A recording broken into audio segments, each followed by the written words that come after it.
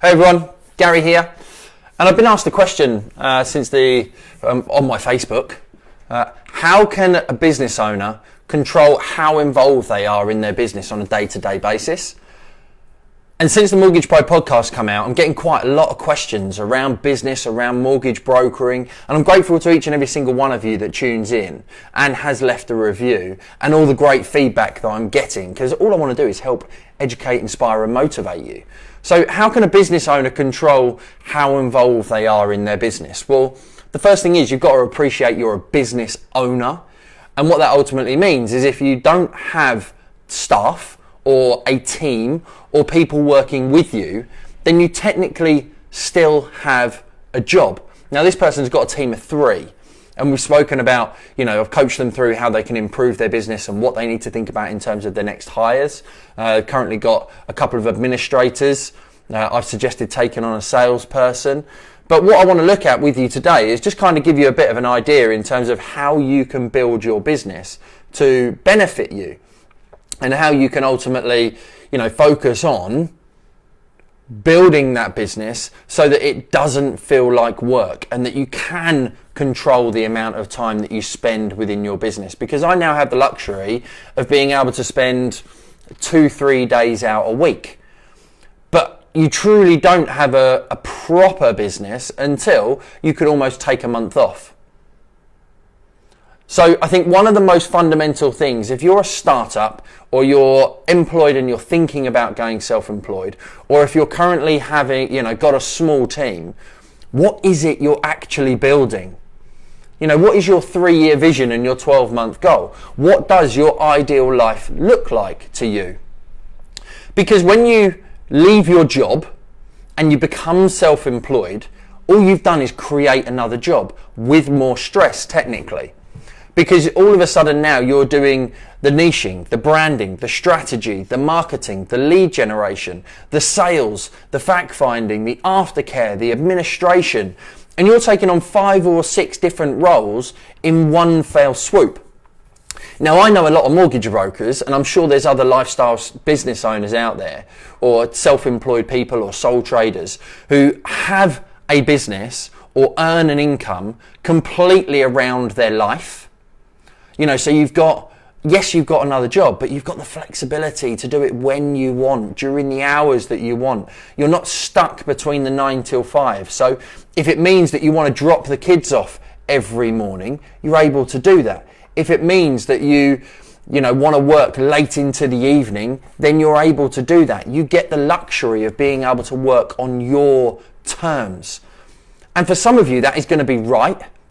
For some of you, there's nothing wrong in terms of doing that.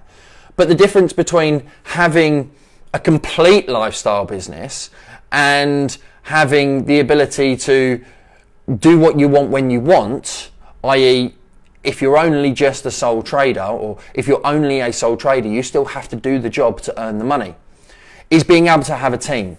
So I'm going to talk you through from startup through to small business, in terms of how you can control the amount of time that you're involved. So if you're a startup business owner and you've just gone self-employed, you are acting on a transactional basis. You're acting one-to-one. Your lead comes in, you're selling to the lead, and you're creating money off of the back of that. And that's transactional. And what your goal should be to move from solopreneur, sole trader, one-person army, is to move to a transformational point of view where you're focusing on the future, the vision, the strategy, and you've got a team supporting that vision and that strategy. So one of the most important things you can do is start with the end in mind. And what does it look like in 3 years? What business are you ultimately trying to build, and who are you best serving? So let's say you've been going for a couple of years, you're earning good income, you're doing all the, the 4 or 5 different roles that there are, which we're going to cover off now. The first hire that you're going to want to think about is either going to be an administrator or a salesperson. And it very much depends on how many leads you've got coming into the business, how much administration you're actually doing. You might be somebody who loves the administration, doing the bookkeeping, booking the appointments, focusing on the running of the business. And if that's you, then fine, then take on a salesperson. If you're an out and out salesperson, you love going out doing the networking and not being tied down or in the office or anything else, then you need to take on an administrator, leveraging booking the appointments, answering the phone, doing the bookkeeping, perhaps helping with some of the social media marketing. Those things can be leveraged via an administrator. So your first 1 and 2 hires, in either order, depending on you as a person, what you love to do on a day-to-day basis, is going to be either an administrator or a salesperson. And how do you control how involved you are in the business, which is the topic of this, is you need to focus on doing what you love. Because there's no point in taking on one of those 2 people and giving away everything that you really enjoy. Because the more you do things on a day-to-day basis that you enjoy, the more you're going to love what you do, and the less it will feel like work, the less involved you actually feel. Last week when I was recording a podcast for the whole afternoon and chatting business and talking about strategy and recruitment and talking to another business owner, that doesn't feel like work. The whole time that I'm sitting down at an event, speaking on Sunday, educating 18 entrepreneurs on how to utilize video to build their business, that doesn't feel like work. When I'm sitting down with one of my mortgage brokers and looking at their business and spending time with them on, working out how their business should be structured and how they can build their perfect life, they're paying me for that service to help them get that coaching and that mentoring, but that doesn't feel like work. That's inspirational to me. That's motivational to me. That's something that I absolutely love to do. And it's on my, key action areas. It's where I want to spend most of my time. So what are you doing on a day-to-day basis that you absolutely love? And one of the things I would urge you to do would be to get a pen and paper for the next week and write down everything that you do in half-an-hour chunks and start to put, tick those off, grade them 1 to 10, put the areas that are your key action areas and that you absolutely love to do, and try to take everything else that's not on that list or that you don't love and enjoy and give it to your salesperson or your administrator. And that's how you can start to be less involved in your business. Now, let's say you've got to the point where you've got your 3 people. You're at the stage where you're earning hopefully around about £300,000 a year as a team of 3. £100,000 per head should be your goal. And you're at that stage, you've got 3 people. What do you do next? Well, you've got a couple of options. The other 2 key hires that you're going to need to take on are going to be a marketing person or an operations manager. And that operations manager is going to be someone in sales, potentially ability to do some sales so that they can create more income for the business, and it frees you up a little bit more as the owner. Because what you're now starting to get to the point of, and what you've got to switch your mind to, is becoming a managing director. Start to manage and start to direct and start to act transformationally, not transactionally. So how can you do that?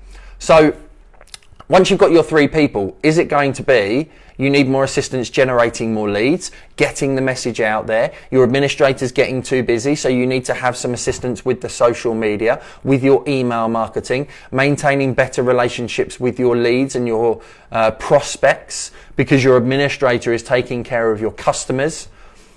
So one of the big things going forward, and what I was talking about on that podcast with Mark Burgess last week, is how data is going to be absolutely key. So once you get a prospect into your business and they buy into you and they have that first interaction with you, you might not be able to serve them now. But being able to serve them with content over the future is going to be key to getting them to buy into your vision and your strategy and your niche. So do you need more leads? Do you need to raise more awareness? Are you spending a lot of time on marketing and lower value activities within your marketing that you could pass on to somebody else? Or are you generating a lot of leads that isn't taking you a great deal of time, that you need assistance in managing those leads, and you need to take on another salesperson / operations manager who can start to manage your existing salesperson, have a better relationship with your administrator because you're out and about more? Because if you're not in the office, you need somebody who can manage the business. Now, I'm at the stage presently, and you may be able to relate to this, where in your own business, you've got a lot of leads coming in, and those leads are being managed by your sales team. But the problem is, you're working hard to generate those leads and those inquiries, but who's actually making sure that they are being managed to your standards, to the best of your ability, to make sure that they're being followed up at least 10 to 12 times, to make sure that clients are being contacted when they say they're going to be? Because if you've got a hole in the lead to sale relationship and that part of the sales process, that's going to be having an impact on your bottom line. That's going to be having an impact on your sales targets. Who's going to be making sure that your team, while you're out of the office, are making sure that they're hitting every opportunity for that, what they can possibly get? And that's where you need to think about that operations manager as well. So when you're thinking about the 4 key hires, you have an administrator, you have a salesperson, you have an operations/sales, and you have a marketing person within your business. And that then gets you to a team of 5, which should realistically be averaging around about £500,000 as a bare minimum. Now, that does depend on your industry, but if you can do that, you're going to be a profitable business. So how can you best build out your business to hit that £500,000 point with a team of 5? Because then you're starting to have more control over your involvement. You've got somebody that you're liaising with who are managing your team of 3. You're starting to control the amount of time that you're there. You know, I spend 2 or 3 days a week out of the office at events, public speaking, raising the brand awareness, holding events, generating leads, inquiries, and building the brand. And particularly if you're in a mortgage brokerage, I believe there's 6 key areas that are the pillars to building your business out. And this generally relates to all business in all terms. They just might have slightly different names. So the first one is going to be where I like to spend most of my time, which is on the vision for the company, the branding, the strategy, and ultimately, the key part of the lead generation and the focus on where we're actually going and what we're doing and what we're driving for and what the aim is. And building out the vision, the mission and the values and making sure that we're adhering to that. And then I start to dip into number 2 a little bit, because that's also one of my key action areas, which is the marketing, the lead generation, the networking, the building relationships with introducers to generate more inquiries to the business. And I'm making sure that those inquiries meet the vision, the strategy and the niche and the branding. Because getting that right gets this right. It's a layer, but they all feed into each other. And then number 3 is all around your lead management and what happens after the leads come into the business. Are you setting up email campaigns to email to them over a longer period of time, i.e. through automation, because you don't want that being done manually? Are you making sure that somebody is booking the calls for your sales team, answering the phones and making sure that new inquiries are coming in and being managed in the best possible way? Is that side of the business automated as much as physically possible? What happens when a lead comes in via the website that you've generated and it then goes into the actual business? How is that lead managed within the business? Good morning, Chris. Thank you for tuning in. Any comments, let me know. So when that lead comes in, how is the automation working? How is how are you actually managing that automation? Who's booking the leads into your diary? Number 4 is around, your fact finding, your first part of your sales process. It's technically your sales process. So in a mortgage world, it's your fact finding, your researching, the advice that you're giving, the protection sales that you're looking to do. And this is managed by your salesperson. So how many salespeople do you ultimately need to manage the leads that are being generated? And who's taking care of that? And then number 5 is going to be your after sale care. So your administration, your systems, your processes, your relationship building with your customers, your requesting further referrals, your ongoing relationship with your customers, contacting them every 6 months, asking how you can help them, what problems they might have that they can possibly solve, what they want to achieve in the future that you might be able to create a product that ultimately is going to best serve them. And then in a mortgage world, number 6 is the compliance aspect of things, which if you're a directly authorised firm and you're responsible to the FCA, then you've got to have somebody who's managing that compliance. If you're an appointed representative and part of a network, then number 6 is going to be completely leveraged out to that network. So you could technically end up with 5 to 6 people in your business with key result areas and key focus and action areas. Number 1, as the owner operator, you want to start thinking transformationally, which means that you're going to need to be focusing on the vision, the strategy, the niche, the branding.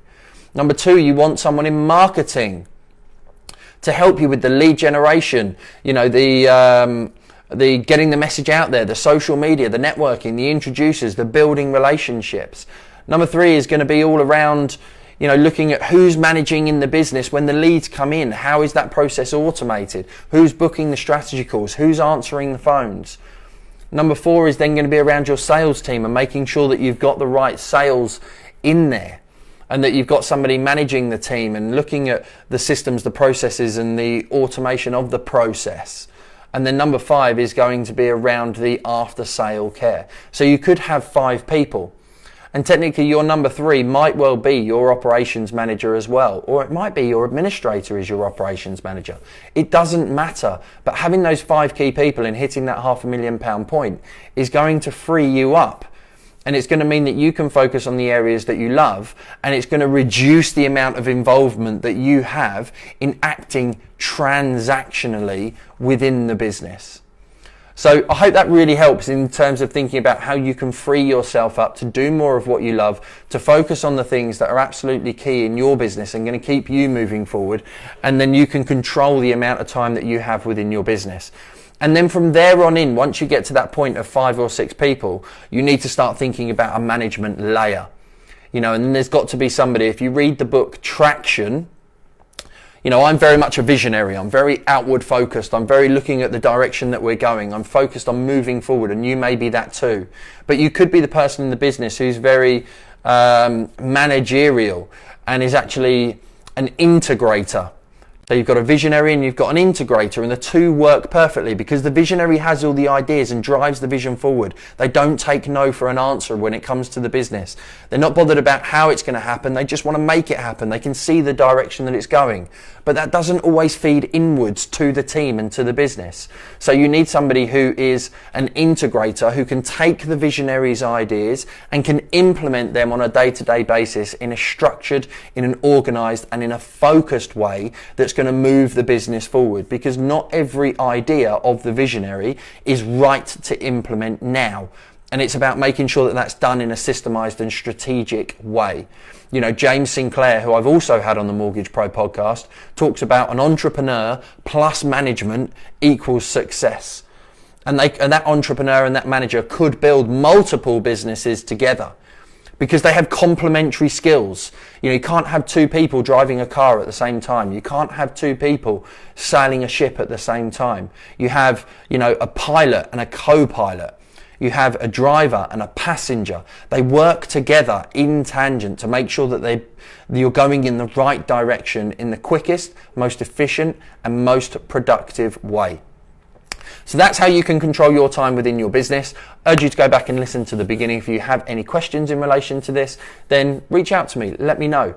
Chris, thank you very much indeed for tuning in. And if there's anybody else who wants to leave a comment, then let me know. I'll be more than happy to respond. Thanks, people. Have a good day.